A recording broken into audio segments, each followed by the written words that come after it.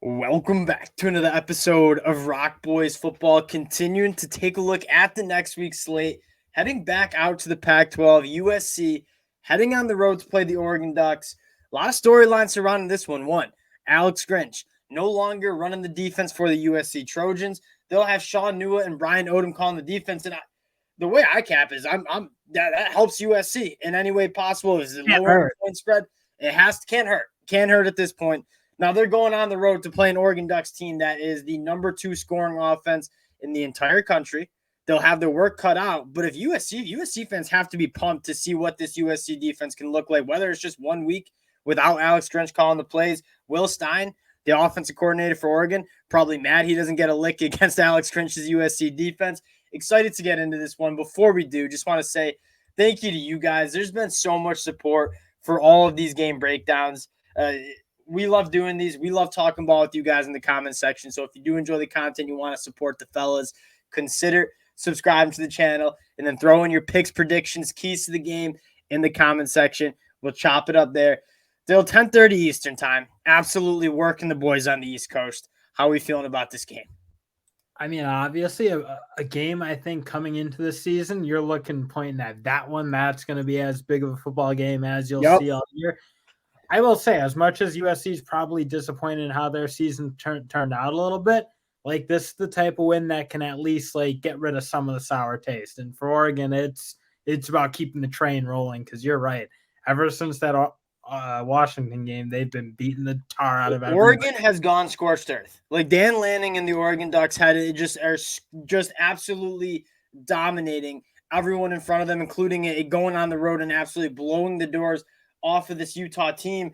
Still diving in and kind of doing some research for this game, the 2 highest scoring offenses in the country, right? USC averaging 45.5 points per game, number 1 in the country. Oregon averaging 43.3 points per game, number 2 in the country. I feel like you're going to see a lot of points. That being said, this Oregon team and why I'm so high on them is they're so complete. And we'll dive into all of this stuff later on. But you look at their rushing attack, top 10 in the country. Passing attack, top 10 in the country. Rushing defense, top 15 in the country. Passing defense, top 20 in the country. Like there is every single piece of depth chart you look at and number you look at, Oregon is one of the top in the countries. A complete team. I feel like the best way to start is looking at this Oregon offense going up against the USC defense that we don't know what to expect, but ideally it can't get much worse than that. It's probably going to get a little improved. Yeah, and honestly, the hard part about dealing with Oregon is the way they can space the field and the fact that they can run the ball physically and hard, but also hit big plays in the middle with Bucky Irving and how good he's playing and how tough that offensive line is in the run game and can move guys. That's just creating. It just feels so hard to deal with. Washington can do it too. It's like when you saw them playing USC, the amount of space that it looked like there was there, just because you have a quarterback who's in control with Bo Nix, a handful of wideouts led by Franklin, who can obviously stretch the field. Then you got Tez Johnson to work the middle. You can just hit the whole field, and it feels like very hard to just deal with the amount of space that you got to cover when you play Oregon. Yeah, that's 100%. And especially when you add Bo Nix, who can work and be an athlete himself outside the pocket. So you're running the football 5.9 yards per carry. That's number 3 in the country. If teams want to load the box, okay, you can do that. Try to slow down this rushing attack. You're leaving Troy Franklin outside one-on-one, Tez Johnson, whoever it might be. And one of the huge problems is you need to have a safety over the top Troy Franklin because he's just, again, I don't know if I'm kind of interested to see what he'll run as 40, but just the fact that he can get over the top on corners and one-on-one situations, it's as good as anyone I see in the country. Yeah, I don't give a damn what his 40 is. Like that dude is going to be a cornerback one-on-one more times than not, and especially a USC cornerback. Like the USC defensive back room has been really bad. Now, Dill, you look at this USC defense, and like the biggest thing, and maybe it gets a little fixed with Alex Grinch, is the run fits have just been absolutely abysmal the last couple of weeks. I mean, Washington just ran the ball for almost 300 rushing yards on USC last night. That doesn't even tell the whole story because if you watch that game, you see how like many yards before contact these Washington guys were getting on the ground. I was stunned. I was like, how many times are you going to pitch the ball and get 15 plus without getting contact? I think one went for almost 70. It felt like and nobody touches these running backs. Again, we talked about like how USC, if you watched our Alex Grinch video we just did, how poor they've done in terms of coaching guys up and in getting them to play at the level. Like Mason Cobb's level just fell off the table from his Oklahoma State games. And you see guys like Tack and Curtis not getting a whole lot better over the course of the year. It had to do something in against this Oregon team. That's just. And I'll tell you what, like Bucky Irvin, Jordan James, not a guy that you want to give space to. I haven't seen a running back, and USC's got some good running backs too, but what Bucky Irving and Jordan James can do in terms of forcing missed tackles, just making people miss, bouncing off tackles, and you combine that with how poor USC has been with bringing down the ball carrier, like that spells trouble. You trust Bo Nix, 6 total touchdowns against Cal last week. Like advantage heavily to the Oregon Ducks here. Now, flipping the sides, like USC, you're always going to have a chance to win a football game as long as Caleb Williams is operating that offense. I mean, 42 points, could have had a little bit more. He's going to at least keep USC in this. But what I love about Oregon so much is last year, that defense wasn't great. Year 2 under Dan Lanning, this Oregon defense has taken leaps and bounds from where it was last year. And I think it starts up front. Like they went out, got some guys in the transfer portal. I think you're starting to see that year 2 development under Dan Lanning as well. Jordan Birch, Brandon Dorlus, I'll tell you what. I mean, this is a defense that only allows 3.1 yards per carry. That's 13th in the country. Justin Jacobs being added to that linebacker spot. He's been an absolute hammer.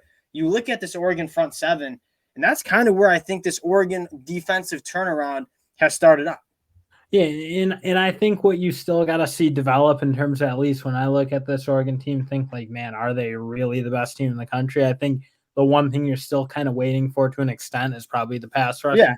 And being able to really generate, like, be suffocating with the front four. I think, again, it's gotten night and day better since last year, but it's not, to me, it's not like one of those like dominant units, like in the name of a Georgia or a Penn State, like those units that are suffocating teams. But again, gotten a lot better in the linebacker play. You mentioned it, Justin Jacobs coming back, but every Mbasa, like theyese guys are playing really good. Yeah, and again, like complaining about Oregon's pass rush, that's holding this team to like it's nitpicking for sure. But we're not talking about a top 15 team. We're talking about the best team in the country potentially. And then you look at the back end, 6.2 yards per pass. That's 15th in the country. Tasheem Johnson has been playing phenomenal. Kyrie Jackson coming in the portal as well. Really good. Steve Stevens, I thought, played really well against Cal. Jaleel Florence. You look up and down this Oregon defense, and there's not many holes that you can find. Like good front seven, really good secondary. That's the reason why they're one of the best defenses in the entire country. Even against Washington, I know they didn't win the game, but like that was a respectable effort against one of the best passing attacks I've ever seen with my eyes. And I'll say my take on Washington is you go back, and I've watched that game countless times. Like Washington just made plays. Like, and Michael Penix is one of the best quarterbacks in the country, and he played his A game. Roma Duzne played his A game. And like sometimes you just have to tip your cap, but I really didn't think it spoke poorly about how good this Oregon defense is, because I think it is legit. Looking at this USC offense, I mean, as much as it's just an embarrassment, you have the number 1 scoring offense in the country, averaging 45 points per game, and you're sitting there 7-3, 5-2 in conference play.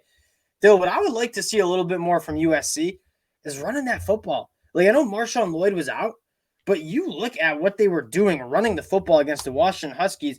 Austin Jones, 11 carries for 127 yards, was averaging 11.5 yards per pop. The big problem here, you only had 11 carries. Like, I get you have Caleb Williams in the backfield, and you got to get him his touches. But, man, when you have the ability to keep the opposing offense off the field by just playing some bully ball and running the football, I don't know why Lincoln Riley's not going to that a little bit more.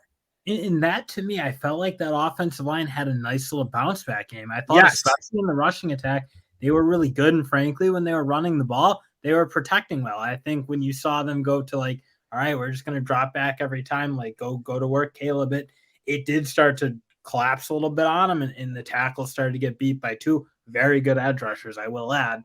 But like, again, when they go, they lose balance, and it's not even 100% to me, the offensive play calling part, but like when your defense is as bad as they are and is giving up as many points as they are, it is fundamentally hard to keep the ball on the ground. So I get why they do it the way they do it, but you're right. When they play a good balanced offense, there is nobody in the country who I think can compete with how they, not nobody. I mean, they're right up there with anyone, Oregon, Washington, and I think you can say the same thing for that Utah game a couple weeks ago. Like the rushing attack was working, and they didn't continue to go to it. And I think that would mean I think it'd mean a lot for one, just taking a little bit. Like Caleb Williams can handle that pressure. Don't get me wrong, but then you're not making him be Superman. Because again, when you see him kind of go into that Superman mode, that's when some of those big negative plays happen that are kind of game losers. If you just give Caleb Williams and you have a good run game, just let him ride it a little bit more. Take a little bit pressure off Caleb Williams. Take a little bit pressure off that offensive line in terms of pass protection as well. I think it'd mean a ton for this USC offense. Still, getting to the pick here, USC heading on the road, 14.5-point dogs in Autzen Stadium. How are we feeling about that? I think that's crazy point spread. I thought this should, I mean, if I saw it at 10, I would have been a little surprised. I thought it was going to be close to like 6.5. Because again, you kind of can see it being a bit of a touchdown to touchdown to touchdown, and whoever makes the first mistake, which is given how porous USC's defense is, and again, where that kind of leaves you. I would always think Oregon would win this game, and they obviously should be heavy like favorites. 14.5 though is a lot. That's 2 touchdowns against an offense that can really score. I'm with you in the sense that like Caleb Williams being a 14.5-point dog, whether it's at home, whether it's on the road, like that seems like a lot of points to spot a quarterback of Caleb Williams' level. That being said, I think I'm a ride Oregon. Like I don't know if like, because again, the play calling that you're going to see on USC's defense, like that's still the staff that was running that defense. So I don't know if it's getting. I mean, that's not going to get much better because there's an element of too, like a lot of your role is developing and coaching, and that obviously we don't think that's happened enough. I don't think a lot of people think that's happened enough, but still so many. And then on 2, I love this Oregon defense. Like they've just been absolutely dominant.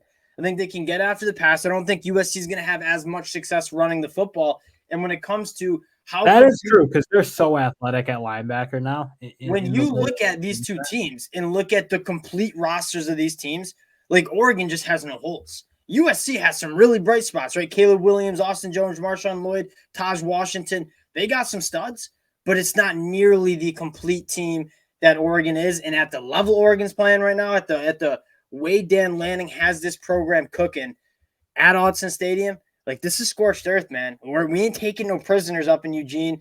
I'm going to ride with the Oregon Ducks here. This is going to be a fun one, though. I'm very excited to see what this USC defense looks like without Alex Grinch. Appreciate you guys rocking with the fellas. Again, if you do enjoy the content, consider subscribing to the channel. Appreciate you guys, and we'll talk to y'all later. Peace.